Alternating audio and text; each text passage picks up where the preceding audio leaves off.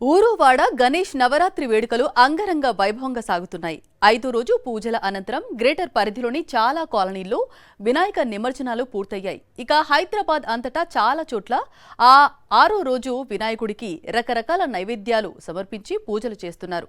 తెలుగు రాష్ట్రాల్లో నగరాల్లోని పలు కాలనీల్లో విభిన్న గణపతులు ఆకర్షిస్తున్నాయి. ఖైరతాబాద్ గణనాథుడిని చూసేందుకు 6వ రోజు సైతం భక్తులు పోటెత్తారు. కిలోమీటర్ల మేర క్యూ లైన్లో భక్తులు స్వామివారి దర్శనానికి వేచి చూస్తున్నారు. భక్తులకు ఎటువంటి ఇబ్బందులు లేకుండా పోలీసులు నిర్వాహకులు ఏర్పాట్లు చేశారు.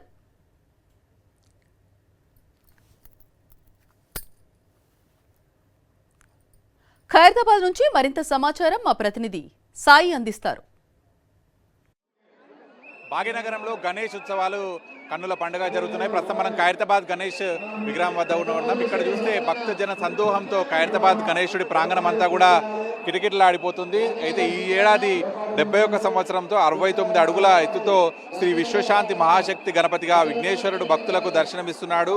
స్వామివారికి ఇరువైపులా కూడా కుడిపక్కన శ్రీ జగన్నాథ స్వామి, అలాగే శ్రీ లక్ష్మీ సమేత హయగ్రీయ స్వామివారు, అలాగే ఎడమవైపున లలితా త్రిపుర సుందరి శ్రీ గజ్జల మాదేవి రూపకల్పన చేసే విధంగా కూడా ఇక్కడ దర్శనమిస్తున్నారు. ప్రతి ఏటా అత్యంత వైభవంగా జరిగే ఈ వేడుకల కోసం ఎప్పటికప్పుడు కూడా భక్తులు పెద్ద ఎత్తున వస్తున్నారు. అటు వీకెండ్స్లో అయితే లక్షల్లో వస్తున్నారు. ప్రస్తుతం ఈరోజు సోమవారం అయినప్పటికీ కూడా ఈరోజు కూడా చూస్తున్నాం.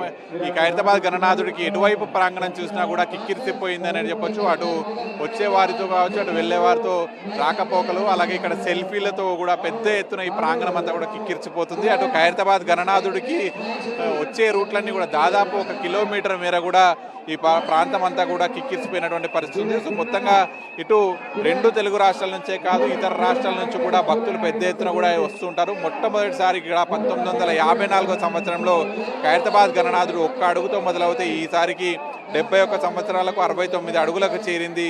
ఖైరతాబాద్ గణనాథుడి విగ్రహాన్ని చూస్తూ తన్మయత్వంలో మునిగి ఇక్కడ భక్తి పారవశ్యంతో వారు కోరుకున్నటువంటి కోరికలన్నీ కూడా నెరవేరుతాయనేటువంటి ఒక విశ్వాసంతో ఎక్కడెక్కడి నుంచో కూడా ఇక్కడికి వస్తూనే ఉంటారు. గణనాథుడి విగ్రహం కూడా మనం చూస్తే 3 తలలతో నిల్చున్నటువంటి భంగిమలో మనకు ఈసారి దర్శనమిస్తున్నాడు. అలాగే తలపై పడగొయిపినటువంటి 5 సర్పాలను కూడా చూస్తున్నాం. మొత్తం 8 చేతులు ఉంటాయి. కుడివైపు చేతుల్లో పైనుంచి ఆయుధం, సుదర్శన చక్రం, అభయహస్తం, రుద్రాక్షమాల ఇవన్నీ కూడా మనకు కనిపిస్తున్నాయి. అలాగే ఎడమవైపు చేతుల్లో కూడా పద్మం, శంఖం, లడ్డు కూడా మనకు కనిపిస్తున్నాయి. సో మొత్తానికి ఈ విగ్రహం దిగువన కనుక చూస్తే కుడివైపున పూరి జగన్నాథ స్వామి, ఎడవైపున శ్రీ లలితా త్రిపుర సుందరి విగ్రహాలు కూడా రూపుదిద్దుకున్నాయి. సో మొత్తంగా ఇటు భక్తుల పూజలతో అటు మారుమోగుతున్నాయి ఖైరతాబాద్ ప్రాంగణం అంతా కూడా. ఇటు అయితే నవరాత్రులు కూడా మొత్తంగా పెద్ద ఎత్తున 1 కోటి మంది వరకు భక్తులు వచ్చి దర్శనం చేసుకునేటువంటి అవకాశం అయితే కనిపిస్తుంది. సో ప్రస్తుతానికి మనం చూస్తున్నటువంటి ఈ టైంలో కూడా ఏ విధమైతే భక్తజన సందోహంతో కూడా కిక్కిరిసిపోయినటువంటి పరిస్థితి. ఎక్కువగా ఇక్కడ సెల్ఫీలు తీసుకోవడానికి పెద్ద ఎత్తున భక్తులు ఇక్కడ ఇంట్రెస్ట్ చూపిస్తుండడంతో ఎక్కువ రద్దీ అనేటువంటిది ఉంటుంది. ఎప్పటికప్పుడు పోలీసులు వీళ్ళందరినీ కూడా ఇక్కడ నుంచి మూవ్ చేయాలని చెప్పి చూస్తూనే ఉన్నారు. అయినప్పటికీ కూడా పెద్ద ఎత్తున భక్తులు ఫోటోలు దిగుతుండడం వల్ల ఇటు దర్శనాలు అనేటువంటి ఆలస్యం అవుతూనే ఉన్నాయి. ఫోటోలు దిగకుండా తొందరగా వెళ్ళాలని కూడా పోలీసులు ఎప్పటికప్పుడు క్యూ లైన్లో ఉన్న వారిని చెప్తున్నప్పటికీ కూడా ఫోటోలతో ఎక్కువగా ఆలస్యం అవుతుంది అనేటువంటిది కూడా చెప్తున్నారు. సో మొత్తానికి ఇటు భక్తుల పెద్ద సంఖ్యలోగా తరలి వస్తున్నారు. ఎక్కడెక్కడి నుంచో అటు చిన్న పెద్ద అనేటువంటి తేడా లేకుండా ప్రతి వయసు వాళ్ళంతా కూడా ఇక్కడ అయితే ఆ గణనాథుడి దర్శనం కోసం వస్తూనే ఉన్నారు. ప్రతి ఏటా కూడా పెద్ద ఎత్తులో ఖైరతాబాద్ భారీ గణనాథుడిని దర్శించుకుంటే ఖచ్చితంగా వారు కోరుకున్నటువంటి కోరికలు నెరవేరుతాయి అనేటువంటి ఉద్దేశంతో పెద్ద ఎత్తున కూడా భక్తులు ఇక్కడికి వస్తూనే ఉంటారు. సో కొంతమంది ఉన్నారు. మీరు ఎక్కడి నుండి వచ్చారమ్మా? బాలనగర్ నుంచి వచ్చారు. బాలనగర్ నుండి వచ్చారు. ఎలా ఉంది రష్ ఇక్కడ? చాలా బాగుంది. రష్ ఎంత టైం పడుతుంది రావడానికి? కూడా నాకు 1 అవర్ పట్టింది. 1 అవర్ పట్టింది. ఇంత రష్ లో కూడా రావాలి, దర్శనం చేసుకోవాలని ఎట్లా మీరు అనుకుంటున్నారు? అంటే ఇక్కడ ఎక్కడికి వస్తే బాగుంటుంది అని చెప్పి అలా వచ్చేసాం అన్నమాట. ప్రతి ఇయర్ వస్తుంది. ప్రతి ఫ్యామిలీ మొత్తం వస్తుంది. చూస్తున్నాం చిన్న చిన్న పిల్లలతో అయినా సరే ఫ్యామిలీ మొత్తం. మీరు చెప్పండి. బడంగపేట ఈ సంవత్సరం కూడా వస్తూనే ఉంటామని చెప్తున్నారు. సో ఇక్కడికి వస్తే వాళ్ళు కోరుకున్నటువంటి కోరికలు ఖచ్చితంగా నెరవేరుతాయనేటువంటి నమ్మకంతో వస్తాము. ఆ దేవుణ్ణి దర్శించుకుంటాం. ఎంత కష్టసాధ్యమైనా కూడా దర్శనం చేసుకునే వెళ్తామనేటువంటిది భక్తులు చెప్తున్నారు. వీడియో జర్నలిస్ట్ నారాయణతో కలిసి సాక్షి న్యూస్ ఖైరతాబాద్ నుంచి. వరంగల్ నగరంలో డ్రై ఫ్రూట్స్ వినాయకుడు ప్రత్యేక ఆకర్షణగా నిలుస్తున్నాడు. 5 రకాల డ్రై ఫ్రూట్స్ ని వినియోగించి విగ్రహాన్ని నెలకొల్పారు నిర్వాహకులు. నెల రోజుల పాటు శ్రమించి ఈ వినాయకుడిని తయారు చేసినట్లు వివరించారు. దీనికోసం 40 కిలోల డ్రై ఫ్రూట్స్ ని ఉపయోగించినట్లు తెలిపారు.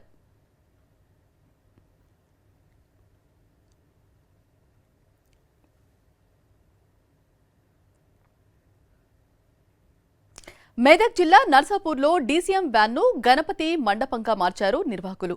భారీ వర్షాల నేపథ్యంలో వైవిధ్యంగా డీసీఎం వ్యాన్ మండపాన్ని తయారు చేసినట్లు నిర్వాహకులు వివరించారు. వర్షం కారణంగా అటు మండపానికి ఇటు విగ్రహానికి ఎటువంటి ఇబ్బంది రాకూడదన్న ఉద్దేశంతోనే ఇలా తీర్చిదిద్దినట్లు వారు తెలిపారు.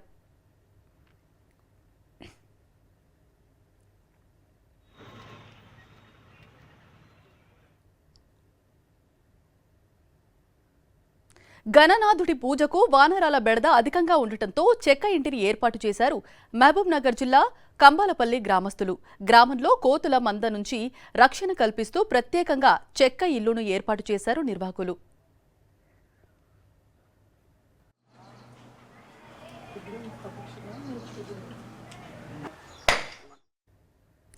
కామారెడ్డి జిల్లా బాన్సువాడలో వినూత్న రీతిలో వినాయకుడిని విగ్రహం ఏర్పాటు చేశారు.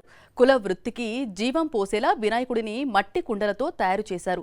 పర్యావరణ రహితంగా చిన్న పెద్ద కుండలతో పాటు ప్రమిదలు, కుండపై పెట్టే మూతలను బాడి గణపతిని తయారు చేశారు నిర్వాహకులు. కనుమరుగవుతున్న కులవృత్తిని కళ్లకు కట్టినట్లు వినాయకుడిని తయారు చేశారని నిర్వాహకులను స్థానికులు అభినందిస్తున్నారు.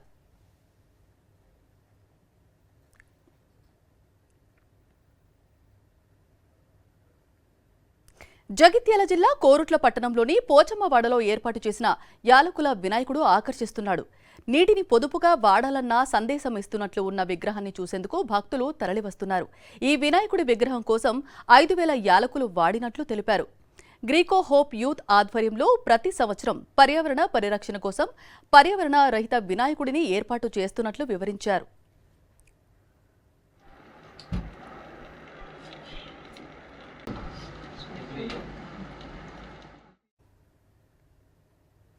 పెద్దపల్లి జిల్లా సుల్తానాబాద్ పట్టణంలోని ఆర్యవైశ్య భవన్లో ఏర్పాటు చేసిన వినాయకుడికి 9,99,999 కరెన్సీ నోట్లతో అలంకరించారు.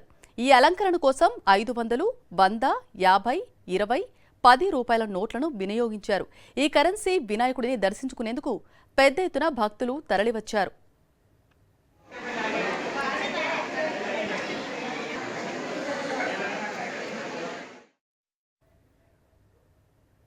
అయోధ్యలోని బాలరాముడి రూపంలో వనపర్తి జిల్లా కేంద్రంలో గణనాథుడు భక్తులకు దర్శనమిస్తున్నారు.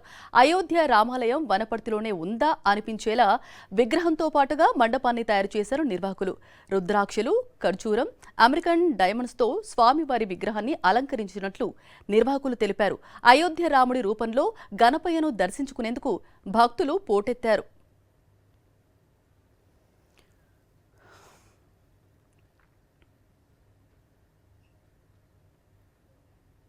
చిత్తూరు జిల్లాలోని అతిపెద్ద వినాయక విగ్రహం చిత్తూరు మున్సిపల్ కార్పొరేషన్ పరిధిలో 75 దొడ్డిపల్లిలో ఏర్పాటు చేశారు. 40 అడుగులు భారీ విజయ వినాయక ప్రత్యేకంగా పూజలు అందుకుంటున్నాడు. తమిళనాడు నుంచి శిల్పులను తీసుకువచ్చి ఈ 40 అడుగులు బడా మట్టి గణేశుడిని తయారు చేయించినట్లు నిర్వాహకులు తెలిపారు.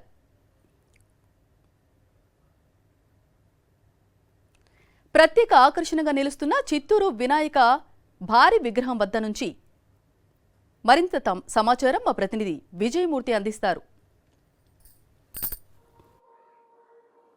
వినాయక చవితి వచ్చిందంటే చాలు విఘ్న వినాయకుడు వివిధ రూపాల్లో కొలువు తీరడం సాంప్రదాయంగా చూస్తూ ఉన్నాం. ఈ నేపథ్యంలోనే చిత్తూరు మున్సిపాలిటీ కార్పొరేషన్ పరిధిలో 75 దొడ్డిపల్లిలో 40 అడుగుల మట్టి విగ్రహం ఇక్కడ ప్రత్యేకంగా పూజలు అందుకుంటోంది. ప్రస్తుతం మనం చూస్తూ ఉన్నాం.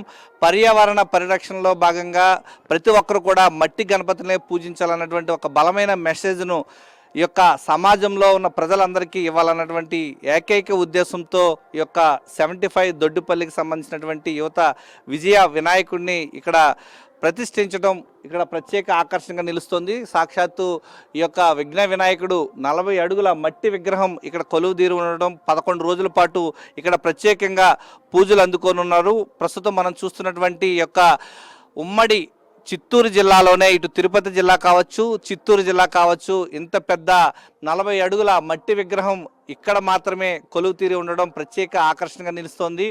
పెద్ద ఎత్తున ఈ యొక్క చిత్తూరు కార్పొరేషన్లో ఉన్నటువంటి ప్రజలతో పాటు చిత్తూరు జిల్లా వ్యాప్తంగా ఉన్నటువంటి ప్రజలంతా కూడా వచ్చి వారి యొక్క ఇష్టదైవమైనటువంటి వినాయకుడిని సందర్శిస్తూ ఉన్నారు. ఇక్కడ నిర్వాహకులు మనకు అందుబాటులో ఉన్నారు, వారిని అడిగి తెలుసుకునే ప్రయత్నం చేద్దాం. ప్రధానంగా ఇంత పెద్ద 40 అడుగుల మట్టి వినాయకుడిని పెట్టడం, 40 అడుగుల మట్టి వినాయకుడిని పెట్టడం ఒక ముఖ్య ఉద్దేశం ఏంటి? ఎన్నాళ్ళ నుంచి ఇది ఇలా విగ్రహ ప్రతిష్ఠ చేస్తున్నారు? అందరికీ నమస్కారం. చిత్తూరు పట్టణము 75 దొడ్డిపల్లి గ్రామం నందు సిసిఎస్ కాలనీ నందు ప్రత్యేకంగా మట్టి గణపతి మేము 26 సంవత్సరాలుగా చేస్తున్నాము. ఈ సంవత్సరం ఏరా అంటే ప్రత్యేకంగా 40 అడుగులకు మనము ప్రతిష్ఠింప దేవుడిని చేయాలని చెప్పి మా కమిటీ సభ్యులందరూ మనస్ఫూర్తిగా ఒప్పుకొని ఈ ఏరియాలో మనము చిత్తూరు టౌన్లోనే అందరికీ అవేర్నెస్ తెప్పించాలనే ఉద్దేశంతో ఈ 40 అడుగుల గణపతిని మేము ప్రాణప్రతిష్ఠ చేయడం జరిగింది. ఈ యొక్క గణపతి యొక్క విశేషం ఏమంటే ఈయన విజయ వినాయక గణపతి, అందరికీ విజయాన్ని ఇచ్చే గణపతి. ఎవరు కని విని ఎరిగినంతగా ఇక్కడే మేము నిమజ్జనం చేస్తాం. పర్యావరణ పరిరక్షణలో భాగంగా ప్రజల్లో ఒక అవేర్నెస్ తీసుకురావాలన్నటువంటి తలంపుతోనే ఈ యొక్క కార్యక్రమాన్ని శ్రీకారం చుట్టామంటున్నారు. 11 రోజుల పాటు నిర్విఘ్నంగా ఇక్కడ పూజలు అందుకున్న అనంతరం ఈ యొక్క విజయ వినాయక స్వామిని ఇక్కడే నిమజ్జనం చేసేందుకు ఏర్పాట్లు చేశామని పెద్ద ఎత్తున ప్రజలంతా కూడా ఒక్కొక్కరుగా వచ్చి స్వామివారిని దర్శించుకుంటున్నారు. ప్రతి ఒక్కరు కూడా స్వామివారిని చూసి తరించేందుకు రావాలంటూ కోరుతూ ఉన్నారు. కెమెరామెన్ శ్రీకాంత్తో విజయమూర్తి, సాక్షి టీవీ, చిత్తూరు నుంచి. టెంపుల్ సిటీ తిరుపతి నగరంలో బొజ్జ గణపయ్య శబరిమల గణేశుడిగా పూజలు అందుకుంటున్నాడు. శబరిమలలో అయ్యప్ప ఆలయ థీమ్తో మండపంతో పాటు వినాయక విగ్రహాన్ని ఏర్పాటు చేశారు నిర్వాహకులు. శబరిమలలో 18 మెట్లు ఎక్కి స్వామివారిని దర్శించుకునే విధంగానే ఇక్కడ వినాయకుడిని దర్శించుకోవటానికి ఏర్పాట్లు చేశారు. కాకినాడ జిల్లా గొల్లప్రోలు మండలం చేబ్రులు ఆదర్శ్ ఇంజనీరింగ్ కళాశాలలో గణపతి నవరాత్రి మహోత్సవాలు ఘనంగా జరుగుతున్నాయి. పర్యావరణ పరిరక్షణలో భాగంగా మెకానికల్ డిపార్ట్మెంట్కు చెందిన విద్యార్థులు కొబ్బరి పీచు, కొబ్బరి తాళ్లతో 4 అడుగుల గణపతి విగ్రహాన్ని తయారు చేశారు. కాలేజ్లో ఈ విగ్రహమే ప్రత్యేక ఆకర్షణగా నిలవటంతో విద్యార్థులందరూ స్వామివారిని దర్శించుకోవటానికి తరలివస్తున్నారు. జనగామ జిల్లా శివునిపల్లిలో బృందావనాన్ని తలపించేలా ప్రత్యేక అలంకరణలో దర్శనమిస్తున్నాడు గణనాథుడు. గ్రామానికి చెందిన వడ్లకొండ రవిశంకర్ గత 5 ఏళ్లుగా ఎటువంటి చందాలు వసూలు చేయకుండా సొంత ఖర్చులతోనే గణేష్ నవరాత్రులను నిర్వహిస్తున్నాడు. ఈ ఏడాది సోలాపూర్ నుంచి విగ్రహాన్ని తెప్పించి మొక్కల మధ్య ప్రతిష్ఠించారు. విగ్రహంతో పాటుగా శివలింగంపై గంగ ప్రవహిస్తున్నట్టు ఏర్పాటు చేసిన ఫౌంటైన్ చూడముచ్చటగా ఉన్నాయి. పెద్దపల్లి జిల్లాలో గణపతి నవరాత్రి ఉత్సవాలు అంగరంగ వైభవంగా కొనసాగుతున్నాయి. సుల్తానాబాద్ పట్టణంలోని పురాతన శివాలయంలో నెలకొల్పిన గణపతి మండపం వద్ద మహిళలు 216 రకాల పిండి వంటలు, స్వీట్లు తయారు చేసి స్వామివారికి నైవేద్యంగా సమర్పించి ప్రత్యేక పూజలు చేశారు.